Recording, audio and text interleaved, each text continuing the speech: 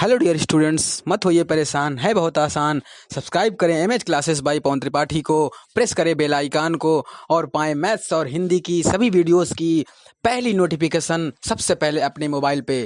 Thank you.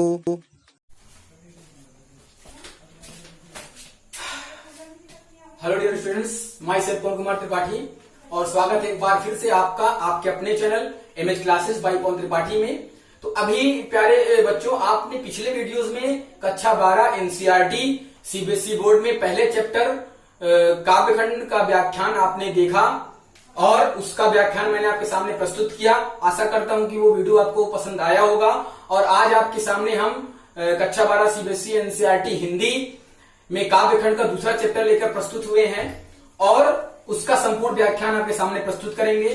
प्यारे बच्चे, एक बात ध्यान रखिएगा कि हम आपको YouTube के माध्यम से इस शिक्षा को आप तक पहुंचा रहे हैं और उसके बाद हम इसको बनाने में, रिकॉर्ड करने में, एक वीडियो बनाने में कम से कम 3 घंटे लगते हैं और 3 घंटे का वीडियो बना करके मेहनत करके आपके सामने हम उसको प्रस्तुत करते हैं। तो कम से कम आपका इतना फर्ज तो बनता है, कम से कम एक, अगर आपको पसंद आया है और आपके ही काम की चीज है तो एक सब्सक्राइब आप कर सकते हैं और लाइक कर सकते हैं, उसमें कमेंट कर सकते हैं अच्छा है या बुरा है, और अगर अच्छा लगा तो कुछ लोगों तक शेयर भी करें। तो हम लोग आज अपना दूसरा चैप्टर देखते हैं। इसको आलोक धर्मा जी ने लिखा हुआ है और चैप्टर का नाम है पतंग। तो पतंग के नाम से ही आपको समझ में आ रहा होगा कि इस चैप्टर में जो भी पंक्तियां आपको मिलेंगी उसको उन्होंने व्यवहारिक उदाहरण के तहत मानव जीवन पर उन्होंने उसको प्रकाशित किया है। और आलोक धर्मा जी का जन्म सन 1948 मुंगेर बिहार में हुआ था। बहुत ही कम समय में उन्होंने बहुत कम रचनाओं के माध्यम से उन्होंने बहुत सारी ख्याति जो है उन्होंने प्राप्त की और 1972 में उनकी जो रचना प्रकाशित हुई उसने उनके जीवन में एक नया मोड़ ला दिया। तो हम उसी रचना का एक छोटा सा अंश पतंग आज पढ़ेंगे। तो आइए देखते हैं कि धर्मा जी के विचार कैसे हैं।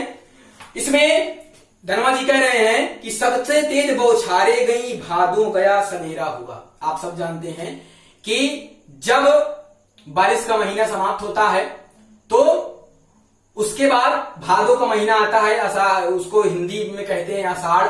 आषाढ़ के बाद श्रावण, श्रावण के बाद भाद पक्ष आता है। तो कवि कह रहा है कि सबसे तेज बौछारे गई, तो बारिश का जो मौसम है वो समाप्त हो गया है और भादो गया सवेरा हुआ। और भाद्र पक्ष की जो काली रातें हैं वो काली रातें छट गई हैं और जो क्वार की टिमटिमाती सफेद जो है रोशनी है सूर्य की, उसकी किरणें इस धरा पर फैल गई हैं। खरगोश की आंखों जैसा लाल सवेरा। तो सूर्य जो बचपन का सूर्य होता है, बचपन का सूर्य जब सूर्य निकलता है, उदय होता है, जो बचपन का जो सूर्य होता है वो खरगोश की जो है टिमटिमाती आंखों के समान जो है मनोहर दृश्य के रूप में हमारे सामने प्रस्तुत है। और शरद आया फूलों का पार करते हुए। और ये शरद का जो मौसम है वो मौसम है क्योंकि क्वार के महीने से ठंड का मौसम शुरू हो जाता है। तो शरद ऋतु का जो मौसम है, इस काली अंधियारी जो है रातों को रात रूपी पुल को पार करते हुए जो शरद का मौसम है वो हमारे सामने प्रस्तुत हो गया है। और अपनी नई चमकीली साइकिल तेज चलाते हुए, जिस प्रकार डाकिया जब किसी खत को पहुंचाता है, जो है सूचनाओं को पहुंचाने के लिए अपने साइकिल की घंटी को तेजी से बजाता है ताकि लोग उसको, उसकी आवाज को तेजी सुन सकें और जान सके कि डाकिया आ गया, उसी प्रकार शरद का जो मौसम है अपने आने की सूचना सभी तक पहुंचा रहा है। अर्थात इन सब माध्यमों से शरद का जो मौसम है वो अपने आने की सूचना सभी तक पहुंचा रहा है। और चमकीले इशारों से बुलाते हुए पतंग उड़ाने वाले बच्चों के झुंड को। और एक बात बता दूं, जब शरद का मौसम आता है तो आसमान पूरी तरह स्वच्छ, निर्मल, साफ सुथरा हो जाता है और पूरी तरह से उस साफ स्वच्छ निर्मल जो आसमान है उसमें बच्चों के मन में पतंग को उड़ाने का जो उत्साह है, उस उत्साह को और तीव्र गति से ये शरद का जो मौसम है वो बढ़ा देता है। वही लिखा है कि चमकीले इशारों से, तो सूर्य की जो टिमटिमाती जो है किरणें हैं, जो चमकीला प्रकाश है, उस प्रकाश से आसमान पूरी तरह स्वच्छ है। और ये दृश्य, शरद ऋतु का ये दृश्य बच्चों को पतंग उड़ाने के लिए अपनी तरफ आकर्षित करता है, निमंत्रण दे रहा है। अगला स्टेंजा देखते हैं। चमकीले इशारों से बुलाते हुए और आकाश को इतना मुलायम बनाते हुए। शरद ऋतु का जो मौसम है तो सूर्य की जो स्वच्छ साफ सुथरी जो किरणें इस धरा पर फैली हुई हैं, पूरे आसमान में फैली हुई हैं, और उस साफ सुथरे आसमान का जो दृश्य है, उस दृश्य के माध्यम से शरद ऋतु का जो मौसम है वो उस दृश्य को पूरी तरह से मनमोहक कर देता है, मनोहर बना देता है, और साफ सुथरे आकाश को एकदम मुलायम बना दे, मुलायम मलमल के समान मुलायम बना देता है, कि जिससे बच्चे मजबूर हो जाते हैं, उत्साहित जबरदस्ती उत्साहित हो जाते हैं कि उनको पतंग उड़ाना है, कि पतंग ऊपर उड़ सके, कि बच्चे पतंग उड़ाएं और वो पतंग ऊपर तक जा सके, ऊपर बहुत ऊपर चली जाए। लेकिन तब भी शरद ऋतु का जो मौसम है उसके जो स्वच्छ निर्मल साफ सुथरा आसमान है, उस आसमान में और ऊंचाई तक अगर चली जाए पतंग, तब भी उसका दृश्य देखने को मिलता रहे। दुनिया की सबसे हल्की और रंगीन चीज उड़ सके। शरद ऋतु में ये ऐसा मौसम बना दिया है कि दुनिया की जो सबसे हल्की चीज है, जो कागज से बनती है, वो आसमान पर स्वच्छंद रूप से विचरण कर सके, पक्षियों के साथ उड़ सके। दुनिया का सबसे पतला कागज उड़ सके। दुनिया का जो सबसे पतला रंगीन जो कागज है वो एक डोर के माध्यम से उड़ सके। अर्थात बच्चे अपने उस पतंग के साथ अपने मन के उत्साह को आसमान तक पहुंचाते हैं। बांस की सबसे पतली कमानी उड़ सके। आप सबने पतंग को देखा होगा, पतंग कैसे बनती है। छोटे छोटे जो बांस के फट्टे होते हैं वो लगे होते हैं, रंगीन कागज होता है और उसमें डोरी के माध्यम से उसको उड़ाया जाता है। उसी के बारे में बताया गया है कि शुरू हो सके सीटियों किलकारियों, और जैसे ही पतंग आसमान में उड़ने लगती है तो बच्चों उड़ाने वालों से ज्यादा देखने वालों के लिए वो दृश्य बड़ा ही मनोहर हो जाता है। वहां पर देखने वाले लोग भी इकट्ठा हो जाते हैं कि किसकी पतंग किसने काटी। उसके लिए बहुत सारे लोग इकट्ठा हो जाते हैं, सीटियां बजाते हैं, किलकारियां मारते हैं, हल्ला करते हैं, शोर जो है पैदा करते हैं। और तितलियों की इतनी नाजुक दुनिया, और जिस प्रकार तितलियां साथ में स्वच्छ साफ सुथरे आसमान में उड़ती रहती हैं, उसी प्रकार तितलियों के साथ वो पतंग भी उस तितली के समान रंग बिरंगी दिखती है और आसमान में पूरे आसमान में विचरण करती है, और विचरण करते हुए सभी के मन को मोह लेती है। अब अगला स्टेंजा देखते हैं।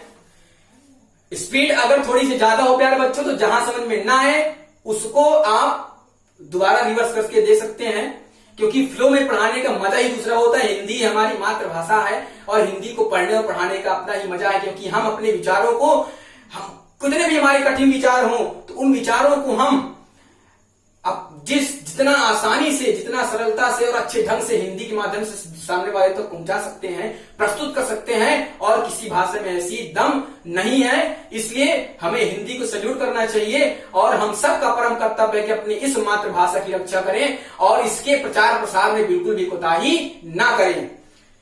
जन्म से ही वे अपने साथ लाते हैं कपास, पृथ्वी घूमती हुई आती है उनके बेचैन पैरों के पास। अब ये वहां पर छोटे छोटे बच्चों के बारे में बताया गया है कि जब छोटा बच्चा इस पृथ्वी पर आता है तो अपने साथ लाते हैं कपास। तो कपास के समान उनके जो मन होते हैं वो मुलायम होते हैं, उनके हाथ पैर उसी तरह मुलायम होते हैं, और उसी रुई के फीहे से अगर आप लोगों को पता हो तो उनको दूध पिलाया जाता है, उनको दवाइयां चटाई जाती है। और पृथ्वी घूमती हुई आती है उनके बेचैन पैरों के पास। पृथ्वी घूमती हुई आती का मतलब है प्यारे बच्चों कि जो छोटा बच्चा होता है वो किसी के पकड़े नहीं रहता, वो चारों तरफ घूमता है तो ऐसा लगता है कि उसने पूरी पृथ्वी को अपने पैरों से नाप लिया है।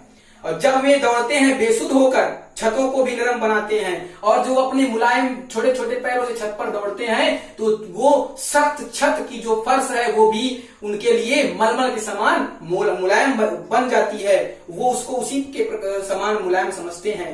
दिशाओं को मृदंग की तरह बजाते हैं, और उस जब पतंग उड़ने लगती है और जो बच्चे विचरण करने लगते हैं उस समय का जो आसपास का जो माहौल होता है, ऐसा लग रहा है वहां की जो किलकारियां होती हैं, आवाजें होती हैं, सीटियां होती हैं, वो ऐसी दिखती हैं मानो कि चारों तरफ से ढोल ताशे मृदंग बज रहे हों। जब वे पेंग भरते हुए चले आते हैं डाल की तरह लचीले वेग से, अक्सर जब बच्चे पतंग उड़ाते हैं तो वो डोरी जब पकड़ लेते हैं तो कभी झोंके से आगे जाएंगे, कभी झोंके से पीछे जाएंगे, कभी दाहिने तरफ भागेंगे, कभी बाएं की तरफ भागेंगे।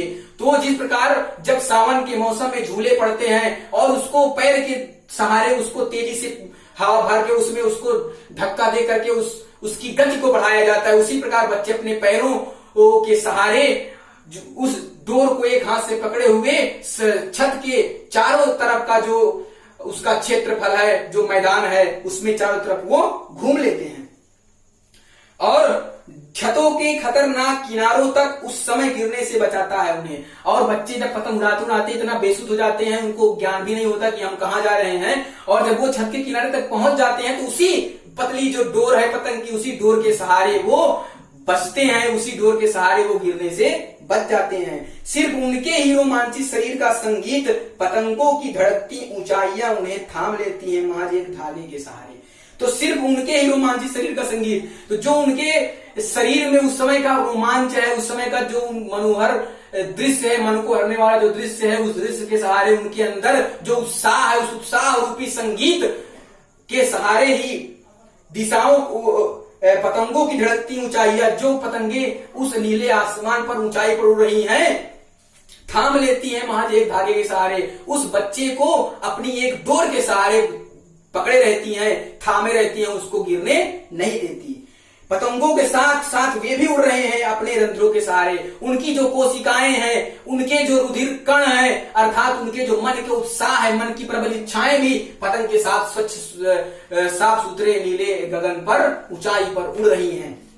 फिर अगर वे कभी गिरते हैं छतों के खतरनाक किनारों से, जब बच्चे कभी पतंग उड़ाते उड़ाते गलती से छतों के किनारे से गिर भी जाते हैं और गिरने के पश्चात अगर वो बच जाते हैं, तब तो और भी निडर हो जाते हैं और निडर होकर के सुनहले सूरज के सामने और निडर होकर उस स्वर्णिम सूर्य की किरणों के सम्मुख खड़े होकर के और उत्साह के साथ पतंगों को उड़ाते हैं। और उसके बाद पृथ्वी और भी तेज घूमती है और उनके तब तो उनकी जो पैरों की गति होती है और अधिक तीव्र हो जाती है। ऐसा लगता है कि पृथ्वी को और तेजी से और तीव्र गति से वो उसकी पूरी सीमा को नाप रहे हैं उनके बेचैन पैरों के पास। अर्थात ऐसा लगता है कि पृथ्वी और तीव्र गति से उनके पैरों की चक्कर लगा रही है, पैरों के इर्द गिर्द घूम रही है। जिस प्रकार सूर्य की परिक्रमा और चंद्रमा की परिक्रमा होती है, उसी प्रकार जो पृथ्वी भी उन बच्चों के पैरों की परिक्रमा कर लेती है। तो प्यारे दोस्तों, अब ये दूसरा चैप्टर का जो व्याख्यान है उसको हमने पूरा आपके सामने प्रस्तुत कर दिया है।